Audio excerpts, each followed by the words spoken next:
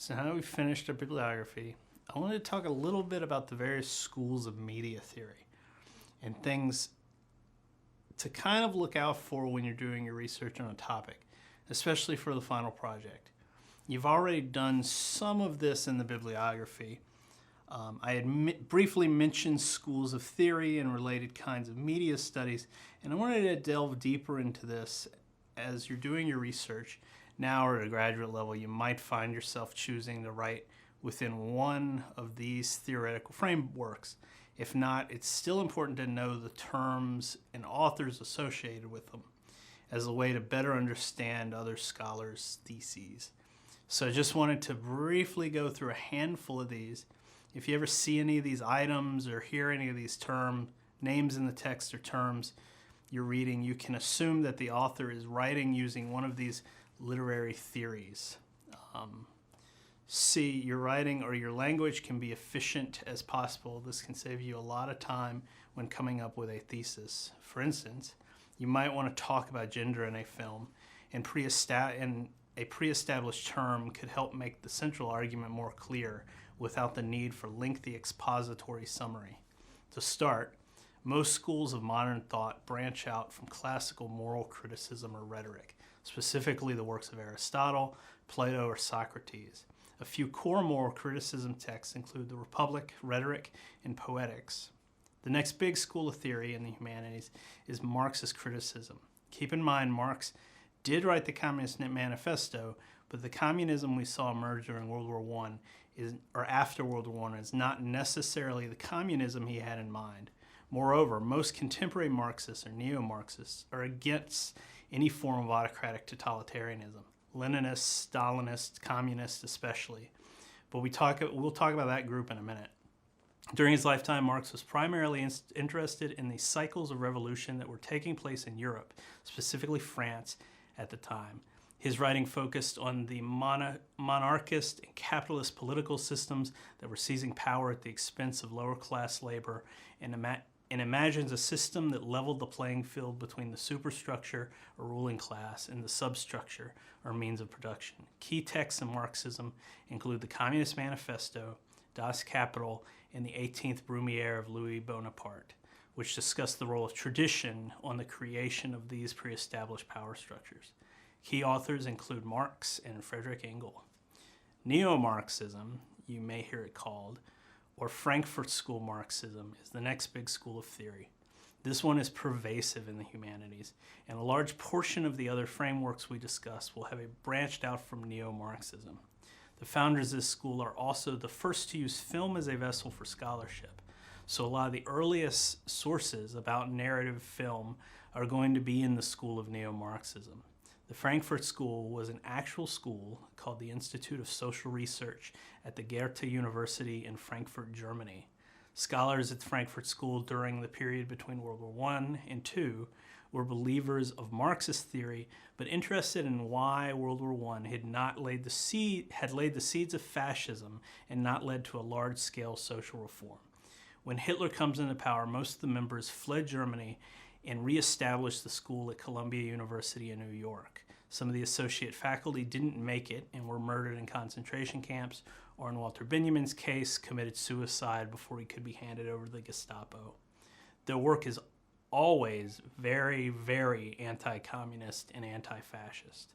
A major player in this movement, Theodor Adorno, mainly focused on criticizing American consumerism after moving to the United States, thus leading him into film and media theory. The myth or rumor that Walt Disney kept a picture of Hitler on his desk was possibly inspired by the work of Adorno or Benjamin. The Frankfurt School Marxists also were concerned with people's propensity to consume media and entertainment prior to dealing with their personal needs, and will often hint that consumerism is a more insidious gateway to fascism. For this reason, almost every movie, book, video game in the cyberpunk genre has a root in this school of theory. Corporate power, consumerism run amok. We also see these themes appear in early film. For example, in The Voyage to the Moon, the scenes that take place on Earth are always awash with industrial backgrounds, suggesting that the catalyst for the voyage is escaping some sort of industrial dystopia. The same goes for films like Metropolis, where human beings become laboring robots and machines take precedence over human life. School members, Sigmund Krakauer's book, Allegory to Hitler, and Theory of Film, The Redemption of Physical Reality, deal with these subjects. In more recent times, neo-Marxists like Frederick Jameson have begun focusing on this idea of late capitalism or postmodernism, where the traditional value of meaning of texts is thrown out in favor of a corporatized reading. The brand Supreme is a good example of this. Plain t-shirts of average textile quality with logos on them that increase the price as well as inflate the price of the object. For example, an audience watching a movie are under the pretext of quality provided by the Disney brand, when in reality the film may be hot garbage, like Frozen. Yeah, I said it. Key texts in the school include the work of art and age of mechanical reproduction, postmodernism or cultural capitalism, or cultural logic of late capitalism, dialogic enlightenment, and authoritarian personality. Key terms you might see: superstructure, labor, proletariat, bourgeoisie, capital, commodity, consumerism, capitalism, and fetishism. Up next, we have psychoanalytic criticism. This one focuses on the effect of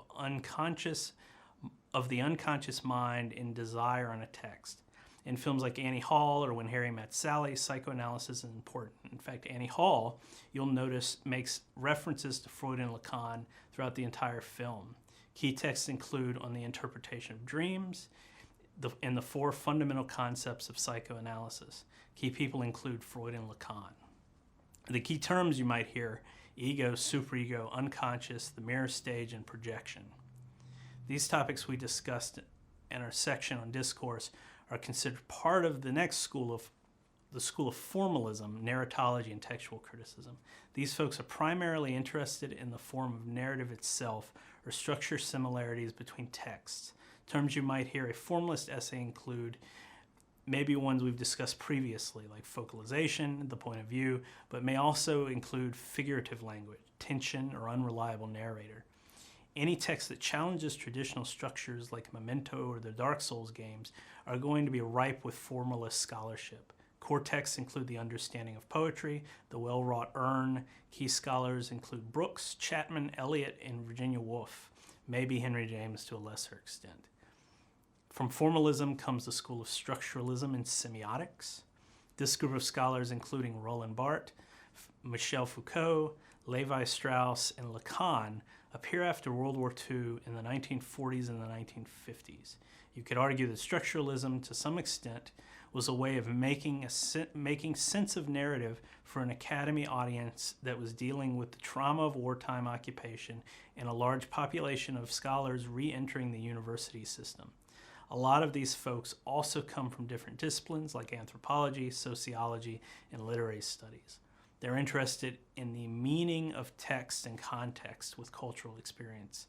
So in this example, metaphorical meaning of something changed depending on the author presenting the information or the audience it's being presented to.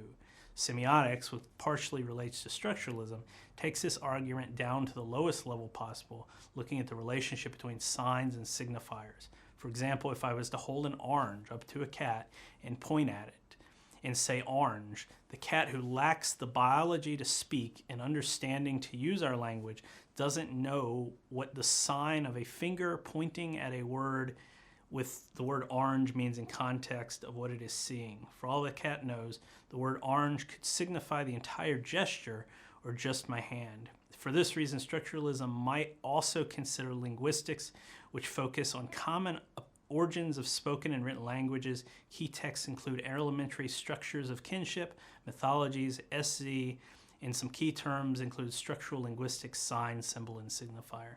The next huge school of theory is post-structuralism and deconstruction. This one is almost as important as neo-Marxism and the humanities. It also shares some of its core tenets with the neo-Marxists. Post-structuralism introduces this idea of meta-language and meta-narrative. Think of the term metaphor, meta meaning after, and for meaning container. A metaphor is the container of a secondary meaning after the initial meaning. A rose on Valentine's Day, for example. The rose is just a pollinating system of a plant with red color to attract pollinators, but that's not what the rose means on Valentine's Day. It becomes a metaphor for love. A meta-narrative or meta-language is just the meaning given to something after its initial meaning is pre-established. In rhetoric or argumentative speech, meta-language is the secondary message, for example, when Mitch McConnell says the phrase, "the American people," it appears as if he's referring to anyone who lives in America, when in reality, given the context of being spoken by McConnell, it means any American who's given me money. Post-structuralism starts to take a look at these meta-narratives, specifically the role of the author. When we talk about the author, we will talk about the author in lowercase a and the author with a capital A, and how much of a meta-narrative we should synthesize based on those two power structures.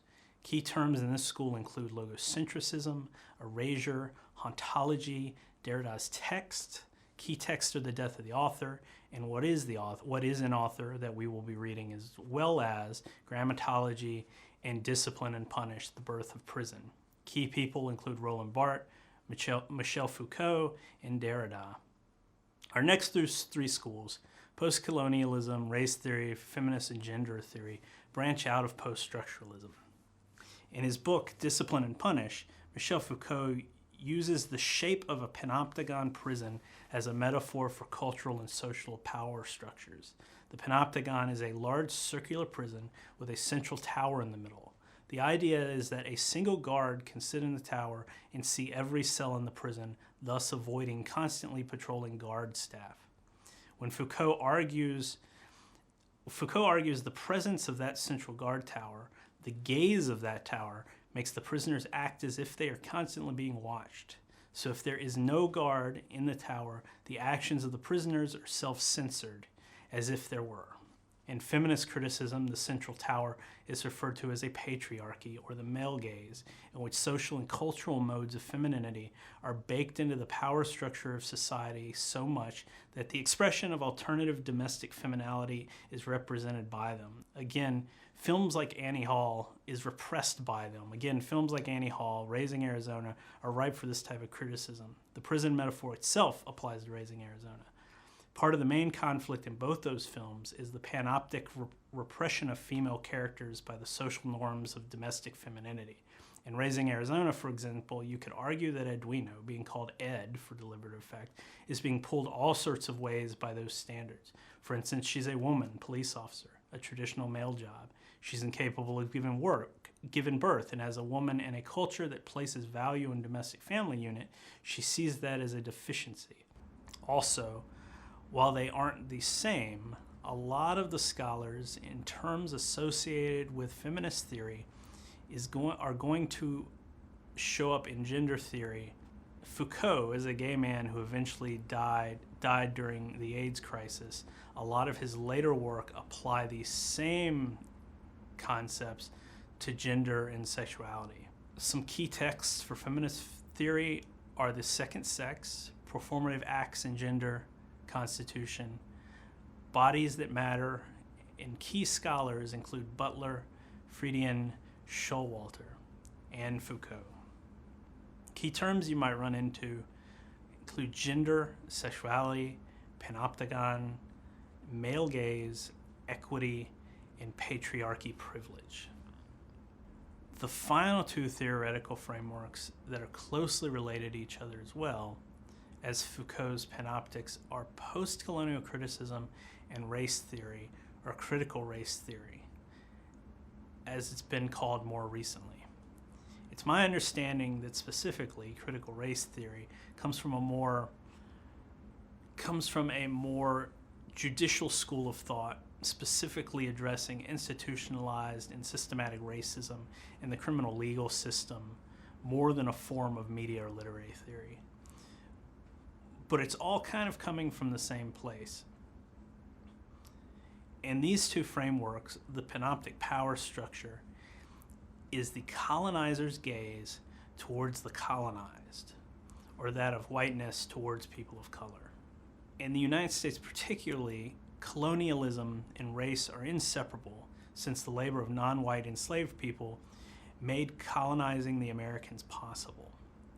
Again, you can use this school of theory to draw conclusions about racial disparities in the prison system. In Do the Right Thing, Spike Lee specifically comments on the redlining and social isolation of black neighborhoods, as well as the brutality of racially motivated police violence. Alternatively, postcolonialism looks at the portrayal of colonized people in texts. One of the core texts in this field, Orientalism, discusses the portrayal of the Congolese in Joseph Conrad's Heart of Darkness, later adapted to Apocalypse Now by Francis Ford Coppola. Likewise, the scholarly and literary works of Chinua Achebe criticize the white perspective in Conrad's novel. Achebe's own novel, Things Fall Apart, tells a similar story of colonization from the perspective of the peoples being colonized. Terms you might hear in post-colonization scholarship include diaspora, imperialism, Orientalism, autonomy, identity, essentialism, hybridity. Key post-colonial scholars include Edward Said, Spivak, and Bava. Core texts include Orientalism, Can the Subaltern Speak, and Nations and Narration. Key terms for race theory, critical race theory, include oppositional gaze, agency, intersectionality. These exist all across disciplines, but a good introduction to this school is Toni Morrison's book, Playing in the Dark. Like I said, this stuff is a bit more advanced than the scope of this class, but I do want you to be aware of it. As you research for your final project, you may run into an essay that quotes some of these authors or uses some of these terms